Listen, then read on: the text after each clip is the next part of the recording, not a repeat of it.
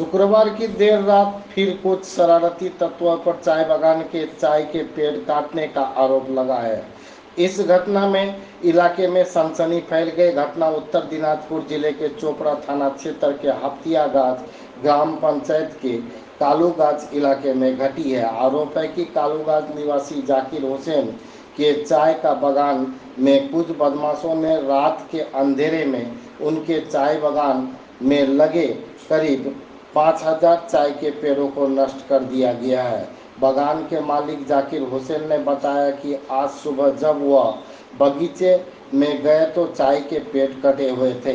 मामले की जानकारी होते ही इलाके के लोगों का वहां भीड़ लग गया। किसी को भी कुछ भी समझ में नहीं आ रहा है कि बदमाशों ने उनके बगीचे क्यों उजाड़ा।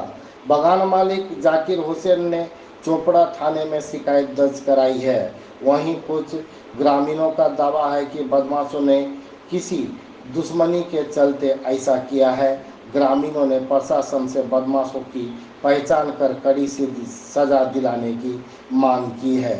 वहीं हफ्तियागाज ग्राम पंचायत के पंचायत सदस्य फिलिप टुड्डू ने प्रशासन से घटना में शामिल लोगों को सजा देने की मांग की है और इस घटना को बेहद निंदनीय बताते हुए कहते हैं जिन्होंने ऐसा किया उन्होंने अच्छा नहीं किया है। হ্যাঁ, আমি সকালে শুনতে পারলাম যে আজকে ফোন করেছিল যে যে আমার বুথের একজনের বাগানের গাছ কেটে দিয়েছে প্রায় 4,500 হাজারের মতো। রাতের অন্ধকারে করেছে, যারা করেছে এটা ভালো করে নেই। তারপর ওনারা আমার কাছে আসছিলেন, তো বললো পড়াশোনা কেটে দিতে বলেছি। মানে কিভাবে দেখছেন এই ব্যাপারটাকে? এটা যারা করেছেন খুব নিন্দনীয় কাজ করেছেন, এর যথাযোগ্য শাস্তি পাওয়া উচিত। আর এই সমাজের জিনিসটা একটা খুব খারাপ জিনিস, এটা যে করেছে এটা ভালো করে নেই। আপনার নামটা? আমার নাম হচ্ছে ফিলিপ টুডু, হাপ্তে গ্রাম পঞ্চায়েত সদস্য। কাটে ফেলে দিচ্ছে, এগুলো তো ঠিক হলো না, এটাই আমি বলতেছি। মানে কতদিন আগে আপনি লিজ দিয়েছিলেন? মোটামুটি 3 বছর। 3 বছর। 3 বছর আগে। এখন তো আবার বাকি আছে অনেক দিনে। মানে কি অনুমান করছেন যে কিভাবে কাটা হলো গাছগুলো, কে কাটলো এগুলো? এইগুলো কে যেন কাটলো, এখন কি করে বলবো আমরা? বলতে পারছেন না? বলতে পারছি না। প্রশাসনের কাছে কি দাবি করবেন? কী দাঁড়বো এখন বলতে হবে প্রশাসন, এই ইয়েগুলোকে ধরতে হবে যেগুলো গাছ কাটলো, এই বদমাশগুলোকে। তাহলে যারা গাছ কেটেছে তাদের কি শাস্তি দাবি করছেন? হ্যাঁ করবো, হ্যাঁ পুরা শাস্তি করবো, দিব। আপনার নামটা? ভর্তু বেসরা, বাড়ি কোথায় আপনার? জিরো পানি। সকালবেলা আসলাম বাগান দেখতে, দাদা আসছিল পাতা তোলার জন্য, আর বাগান আছে তো দেখে কয়েকজন লেবার ছিল, ওরা আসলো, ওরা বলতেছে দাদা আপনার তো বাগান কেটে ফেলছে। তারপর দাদা ঘুম থেকে ওঠেনি, ঘুম থেকে উঠে আসে দেখলো বাগান। মানে আপনার সকালে দেখলেন? হ্যাঁ সকালে। মানে কি অনুমান করছেন? গাড়ামারি হবে কেউ, আচ্ছা কতজনকে নিয়ে এই গাছ কাটা হয়েছে বলে অনুমান করছেন? প্রায় নাহলে 8-9 জন তো হবেই, একাই তো কাটতে পারবে না।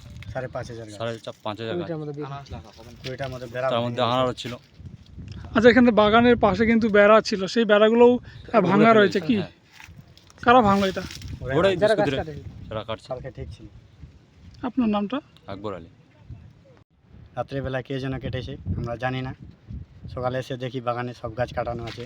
কার এই বাগানটা? বাগানটা আমার দাদার। আপনারই? হ্যাঁ। মানে কতগুলো গাছ হবে? গাছ 5,500 গাছ, সম্পূর্ণ গাছ কাটা রয়েছে, একটা গাছ বাকি না এখানে। পুরনো চা বাগান না নতুন? নতুন 2 বছর হলো চা গাছের। 2 বছর হলো। আনারস ছিল, আনারসও কেটে ফেলে দিয়েছে।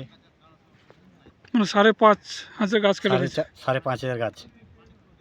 মানে কি অনুমান করছেন কারা কাটতে পারে? কারা কাটছে সেটা তো জানি না, এখন আমরা পুলিশকে জানাইছি, জিডি করেছি। মানে রাতের অন্ধকারে কেটেছে? হ্যাঁ রাত্রে অন্ধকারে কেটেছে। গ্রামের কেউ হবে, বাইরে তো কেউ আসবে না এখানে। আপনার নামটা? আমার নাম সাদাত হোসেন, বাড়ি কোথায়? কালুগাছ। দেখলাম যে বাগানে পুরা গাছ কেটে দিয়েছে, প্রায় 5,000-এর মতো গাছ কাটছে। খুবই দুঃখজনক ঘটনা যে এইভাবে আমাদের চোপড়া ব্লকে, এটা না, এটা নিয়ে 4-5টা ঘটনা ঘটে গেল। একটু অনুরোধ করব পুলিশকেও যে যেন এই ব্যাপারটা একটু খতিয়ে দেখে, যে যে এইভাবে ছোটো মোটো চা চাষিরা যদি এইভাবে মানে একটা গাছ তৈরি করতে গেলে বাচ্চার মতো তৈরি করতে হয়, কিন্তু এইভাবে যে কেটে ফেলে দেয় এইটার অন্যায় করেছে। এটার প্রতিবাদ করতে হবে আমাদেরকে, ক্ষুদ্র চা চাষিদেরকে সবাইকে মিলে আন্দোলন করতে হবে আমাদেরকে। দরকার পড়লে থানায় গিয়ে অফিসারের সাথে আলোচনা করতে হবে যে এগুলো বারবার ঘটতেছে, যেন পদক্ষেপ নেয় পুলিশ। কার বাগান এটা? হাবিবুল রহমানের বাগান, ওনার বাড়ি কোথায়? কালুগঞ্জ, হাফটিয়া আচ্ছা, গ্রাম পঞ্চায়েত, হাফটিয়া গ্রাম পঞ্চায়েতে কালুগঞ্জ। কালুগঞ্জ গ্রাম। মানে কিভাবে ঘটলো, কেমনটা অনুভব করছেন আর কি, অনুমান করছেন? এটা হয়তো কোনো পুরনো দুশ্মনী থাকতে পারে, বোঝাই যাচ্ছে না কিভাবে কি করলো। হঠাৎ রাত্রে এসে কাটছে, হঠাৎ করে সকালে বাগানে যখন আসে বাগান মালিক। প্রায় 4,500 গাছ থেকে 5,500 গাছ এমনটাই বললেন, কিন্তু হ্যাঁ, মানে কিভাবে কাটা সম্ভব এতগুলো গাছ? এটা হয়তো 6-7 জন মিলেই এসে কাটছে, যেটা বোঝা যাচ্ছে, কেন একজনের দ্বারা তো এত সম্ভব না। কখন হয়েছে এই ঘটনাটা? এটা রাত্রেই হবে সম্ভবত। আপনার নামটা? মোহাম্মদ সাব্বির, বাড়ি কোথায়? বাড়ি কালুগঞ্জ। ওদের কাছে গেছিলাম, জিটি করে এখন আসলাম আর কি। পুলিশ আশ্বাস দিয়েছে ওরা আসে ইনকোয়ারি করে যাবে। মানে কিসের জন্য জিডি করেছেন? 5,500 চারা গাছ কাটা হয়েছে। 2 বছরের বাগান ছিল, আনারস ছিল, আবার চাও ছিল।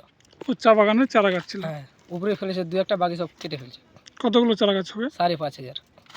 মানে কি অনুমান করছেন কারা কাটতে পারে এই গাছ?